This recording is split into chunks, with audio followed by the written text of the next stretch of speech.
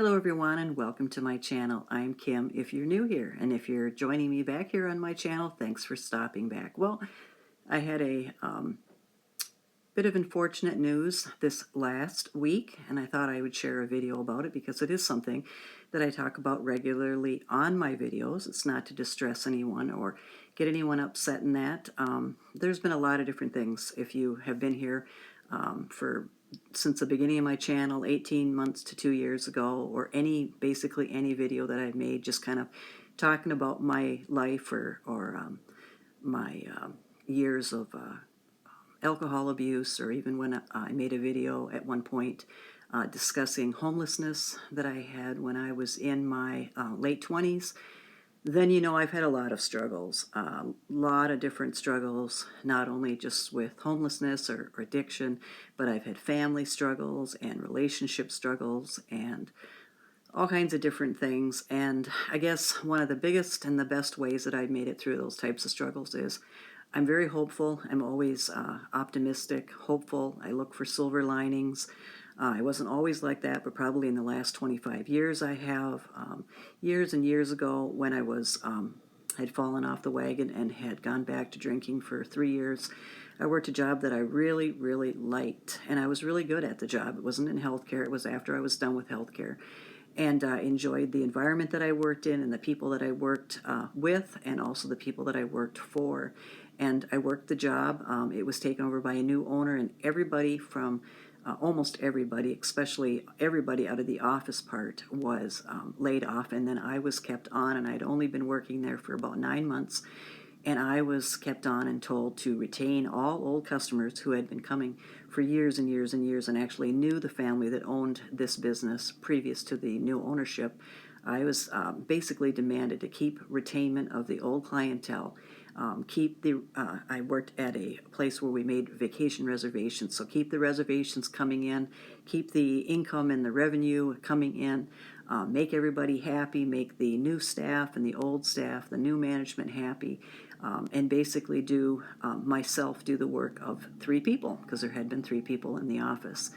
And that job just about broke me. And for the first time, because of what I was making, which was $9.35 an hour, and this was in 2002 and 2003, I would say a very important job. I was doing all of the reception, all of the bookkeeping, all of the accounting, all of the reservations, all of it, all the financial statements, you name it.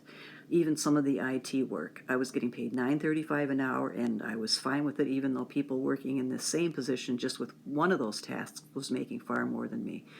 And I continued to do it and continue to do it with a smile on my face. And for the first time ever, because of the income that we were making and just the way things felt, we were finally able to afford to purchase our first new car. And we'd been married several years by the time we were able to purchase our first new car. And in fact, in my life, it was my first new car. So was very happy with it, and because of the job and I thought I was in a secure position, we made our first 3 or 4 payments on it, and all of a sudden the owner of this business decided, you know what, you don't really have a college degree, and I really want someone with a college degree or business degree working in the front office, and so you're permanently laid off. And there it was. And it broke me for about 3 or 4 days. And in that 3 or 4 days, I chose to quit drinking, and I've been sober ever since. So there was a silver lining in losing a job that I really liked, going to, that I had a lot of responsibilities, but enjoyed it, and that had afforded us our very first brand new car. It didn't take long to see that silver lining, and I still look back, even though I was permanently laid off in a horrible way, a horrible manner, and lied to over and over. The silver lining was, after repeated attempts, well, this was my second attempt to quit drinking, I was done, and I haven't had a drop of alcohol ever since being permanently laid off from that job 21, almost 22 years ago. So the title of my video is I Lost My Job, and the truth of the matter is I lost my job. So a job that it took me years to get a job in accounting for various reasons.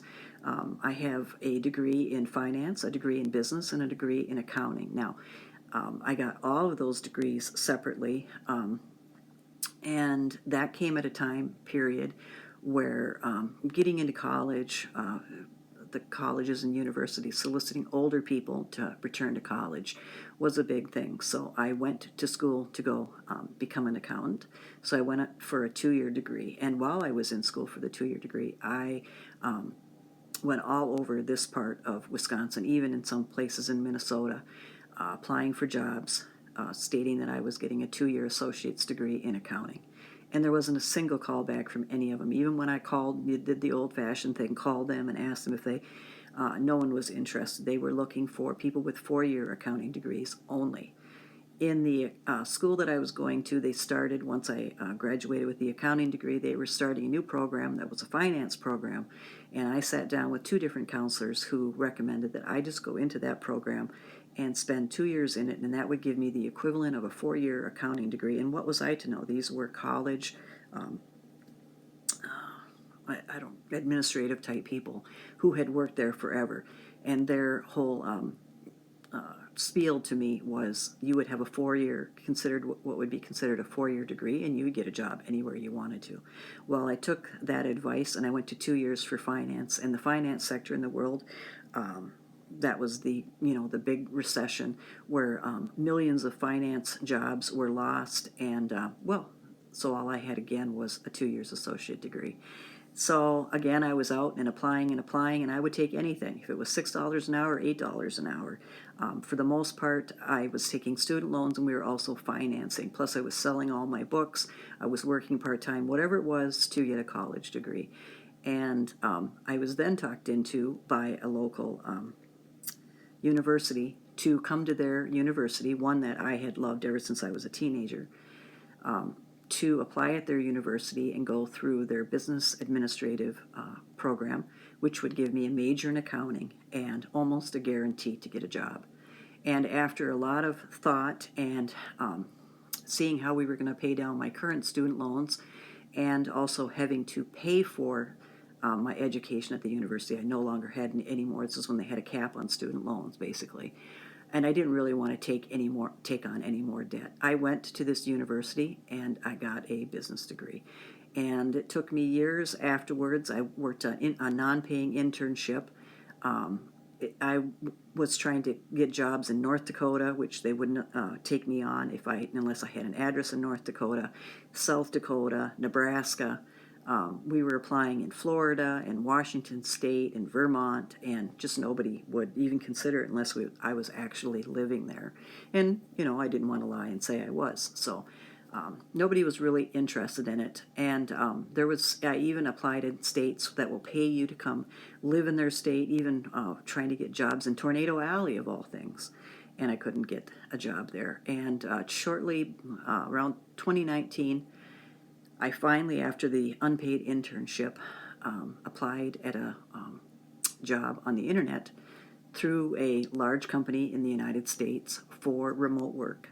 And I started remote work where it was just part-time accounting work, and then it went to full-time. And then to hire me on a permanent basis after my probationary period, I would have to work third shift, which I gladly did. I worked third shift. One of the biggest problems, if anyone's wondering, why on earth was it so hard to find a job with so much education? That was the problem right there. I got into 6 different interviews, in-person interviews, and at my last one, I was just told straight up by the accountant at an accounting firm, a local accounting firm, start lying about your education, which we had paid for well over half of my education out of wages, our own wages, and there wasn't any way in a million years, after studying and getting straight A's and selling most of my books, which a lot of people kept their books so that it continued to help them throughout their careers. I sold all my books so I could buy new books. It was a very, very expensive programs that I went into. And after going through all of that in an unpaid internship away from my husband for almost a year, only coming back about every month to 5 weeks, I just couldn't see going into a job and just lying. Starting out my employment with somebody by lying. Now, many people do, and maybe I would have gotten a job and I'd still be in a job. I'm not really sure, but I don't regret not lying. So yeah, and other than that, I never would get a call back. And even when I would call and ask, did they get my resume and that, I would never ever get a call back from anyone. There was nothing on my resume except for this. I went to all that education. I got all of that college education. I even had an unpaid internship. And people could not get past the fact that I had worked 21 years in healthcare and had just flipped a switch and decided to become an accounting finance business student. They couldn't get over it. I had people, job recruiters and stuff like that, contact me and basically just lay it out. I went so far as even to ask one of them, why? You had 20 or 30 jobs on your site, and I didn't get a call about any of them. And it was just simply, it's hard for us to wrap our head around the fact that you would work 21 years in healthcare and then go to school for business and finance. So, yeah. So I took this remote job and I worked different hours and I had lower pay and I held on to it. And then during the years of 2020 all the way to 2022, we all know what was going on then, and my job was made permanent. I was made a permanent employee of third shift. And a lot of times I would take work both third shift and first shift because people, even remote, were not turning in their work or completing the different work or projects that this large company had contracted with them to do. And so I took their work, my work, and I did it.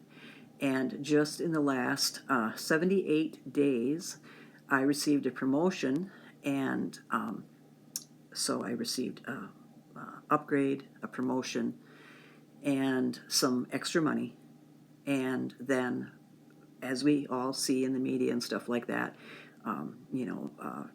companies are being told to permanently lay off or permanently fire, whatever, to trim the fat, to cut probationary in large corporations or large government businesses, and that to remove, fire or lay off or offer severance packages to temporary people or probationary people. And even if you'd worked for a company for 100 years, if in the last 90 days you were in a probationary type position, that was what the directive is. And so the directive was, as me being a probationary person, I was let go. So what does that mean? That means that I no longer have a job. The large company that I worked for had government contracts, and one of the government contracts was with accounting for the Veterans Administration, and so that's what I worked with on a contract for accounting for like Veteran Services, Veteran Administration. And so there was a lot of people in the VA that direct VA employees that were let go, and then indirectly, because of our contract with the VA, I was let go.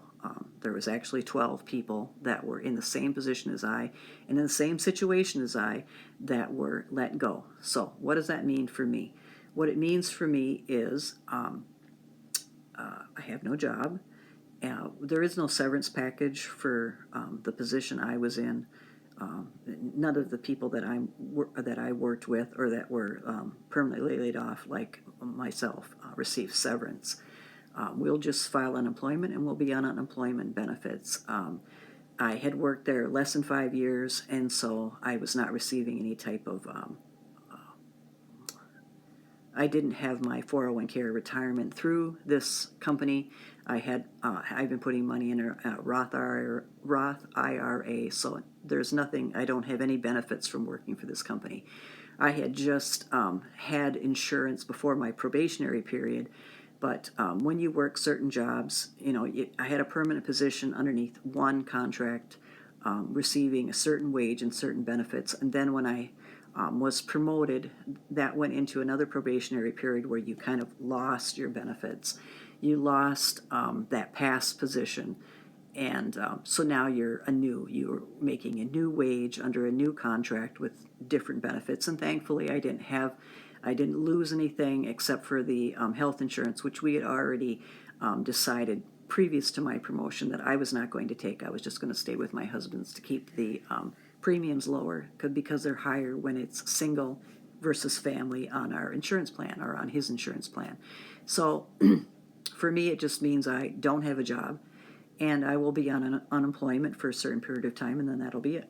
So we are down to one income. So, the silver lining, or whatever you want to look at, after days of contemplating and obviously very upset, obviously, never even considered that my remote work had anything to do with going into different businesses or corporations or entities and getting rid of employees. And I don't want to make this video about that or any of the comments, or I don't even want to discuss that part of what's going on in the world. But I never even gave it a thought, because I worked kind of as, I worked for this company but on a contract, and I guess I just felt like the contract and the position that I had nothing to do with what's going on in the greater part of the world. But as the days move along, and that, I think a lot more different things will be clear, that it does affect more than just everything that we see in the news and stuff. There are a lot of jobs, and there are a lot of positions, and there are a lot of people that as it trickles down, people like me who were basically just working remote jobs inside my apartment in little old Wisconsin. It did affect me, and there's nothing I can do about it. So just like anything else in my life, after crying and after getting upset about it, I've got to make a plan. And the silver lining is, we've been living for quite a while here on just one income. Now, the things that I had hoped for to be able to do right now, put away money for retirement, because I'm behind in retirement, I'm behind on savings, we're trying to get a car, we're trying to get a home. Those things, until I find employment, just have to be put on hold.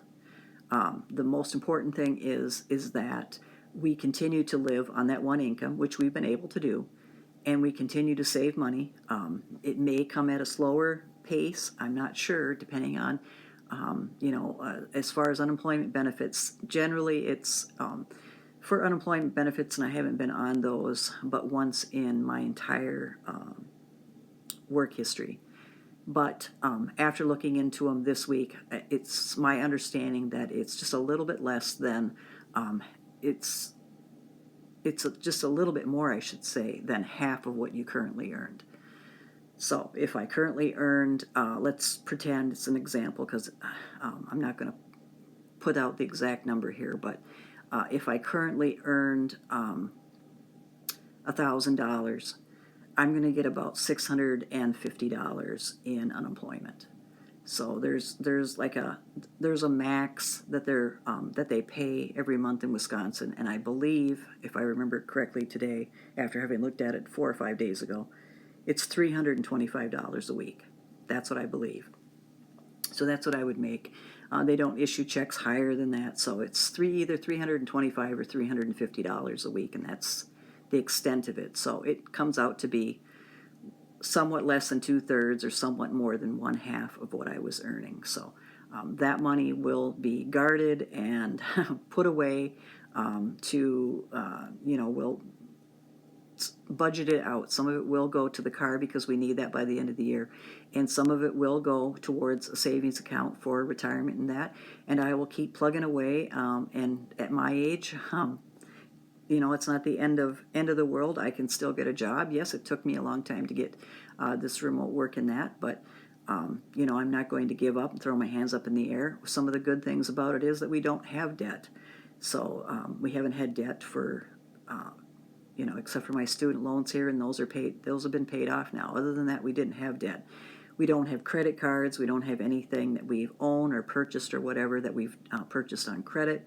We don't have credit cards that we have to make payments on. We don't have any of that. We don't have children. We're not taking care of our elderly parents or supporting any other person except for ourselves. So we've got that going for us. We have special diets. So we both have gotten down to where we have a certain diet. I know I've always been considered to eat like a bird, so we don't have this big grocery bill, and we're definitely not high maintenance people. So I mean, we can cut expenses, and we can get down to the bare bones, and we can still live, and we can still be happy. We've done it.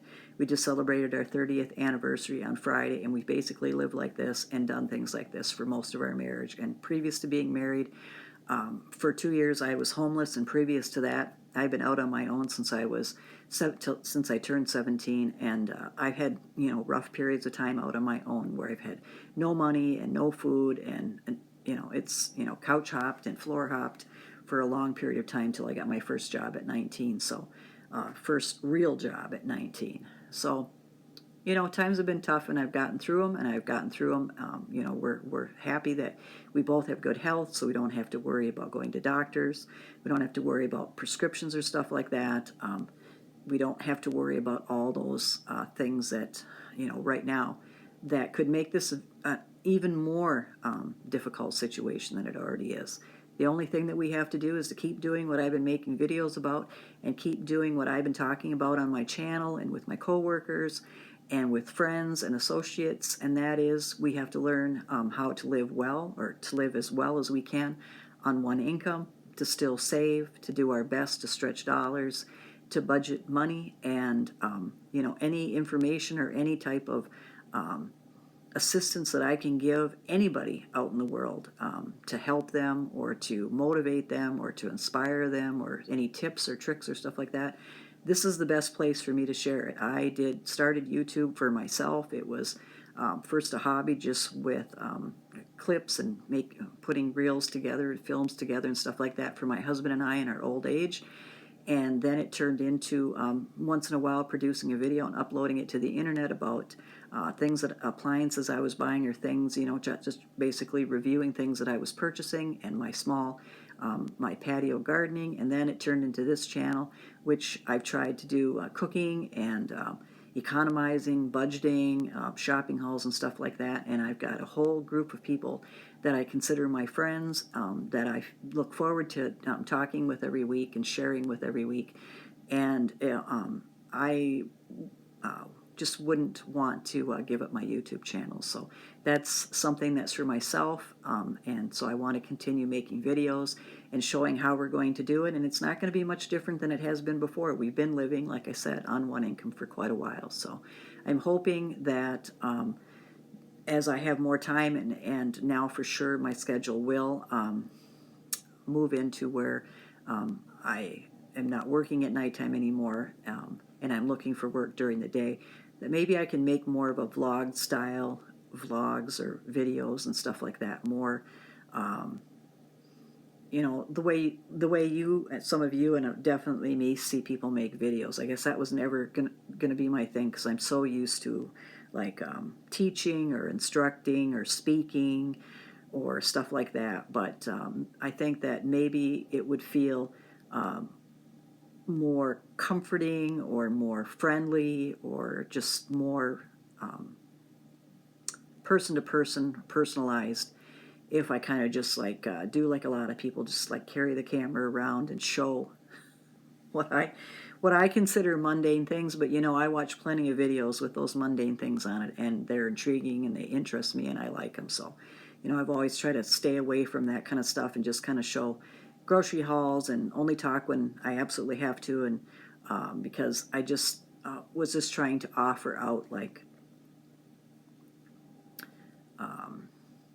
I like the grocery hauls. I always like the grocery hauls, but I was kind of just offering out like a helpful or a how-to type thing to my channel. But I'm just wondering if I wouldn't and you wouldn't feel that it would be reasonably okay to start doing kind of like the vlog, where you just kind of wake up in the morning and here's what I'm having for breakfast and stuff like that, and have it just be in some videos more like a friendlier sense and stuff, because I want to be friendlier, and I definitely want to be more personal, like I have a more personable personality and stuff like that, and develop my channel a little bit more, and develop friendships a little bit more. So maybe something like that. Let me know in the comments, but that's the video. After this, I do have a small grocery haul. I do have 2 things that came in my post office box,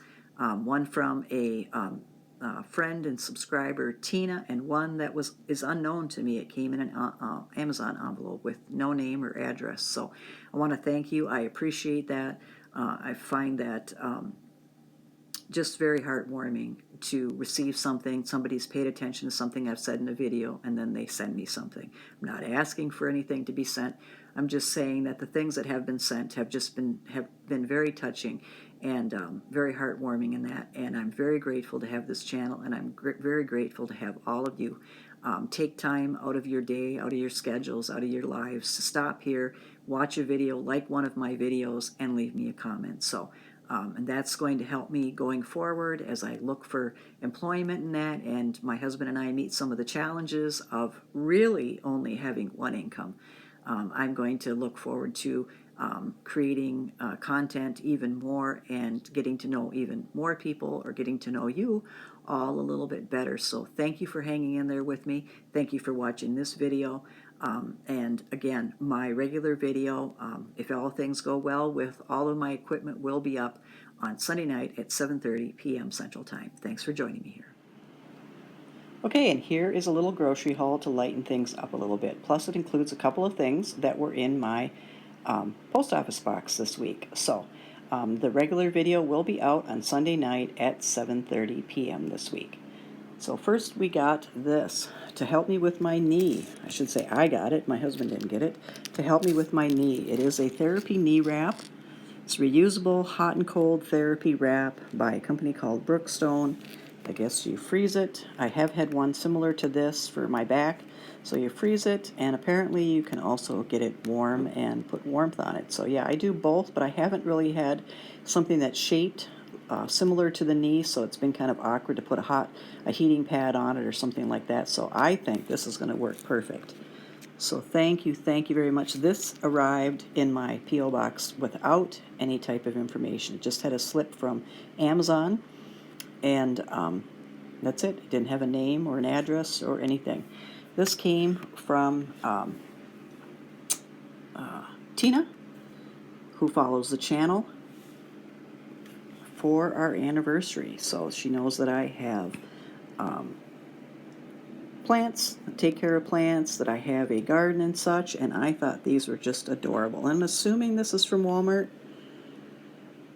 because it's a mainstay, so if you're interested in getting something this cute, just adorable. I love these, and I've wanted plant stakes or plant markers like this for a long time that have cute sayings on it, but I never see any around here. They're always online.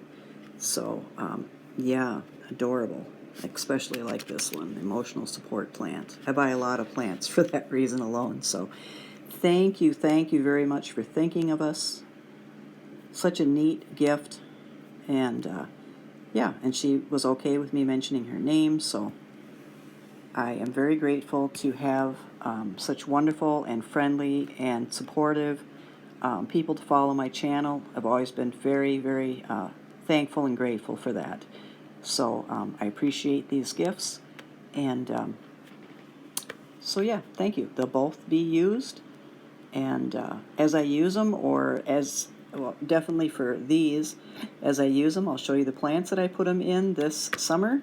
A couple of them are going to go in house plants, and I'll let everybody know how this works. Okay, so we had a little tiny bit of a grocery haul. Kitty needed food.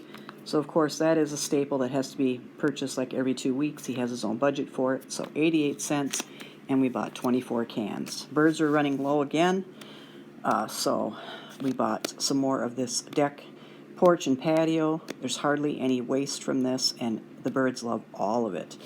So my peanut eaters don't really care for the peanuts in here, so I have to still supplement peanuts, but you know, as things go on and as we continue to watch how we're spending our money in that, we'll find ways to purchase it at hopefully lower and lower prices, or bigger and bigger bags or something, because this is just something that I really enjoy doing. So that was $12.24 at Walmart. This big bag of carrots was $3.88.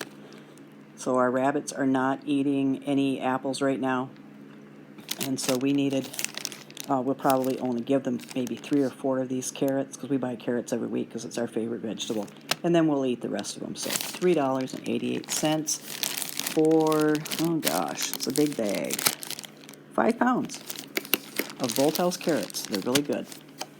some red grapes. They were $2.49 at Walmart, and I got just a little over, or $2.49 a pound. I got about 2 pounds of those. And then some of my now new favorite lettuce, because the old lettuce that I loved is no longer sold there. Bright Farms Sunny Crunch, really like that. And then their spring mix. And so we'll eat this lettuce up in just 1 week. And then some zucchini to have with a breakfast meal. Those were 69 cents a pound, and this was 2.12 pounds of zucchini. Some yogurt, $2.46 per container. Some mozzarella for some chicken wraps that we're going to be having. That was actually cheaper this week than I've seen it, $1.97. These premium sausages were $2.68, half the price of the Hillshire. I think it's Hillshire that makes the name brand. And then the Ecos, we switched to that because it is, we have used that before. It is $5 cheaper than the Purex that we use. So we always want to have free and clear. And the Purex that we were using was 94 loads, and this is 120 loads for $5 cheaper. So that is our little teeny tiny grocery haul, and that is my video for this week. I hope you're all well. Take care, and like I said, I'll have my regular Sunday video up tomorrow night at 7:30 p.m. Central Time.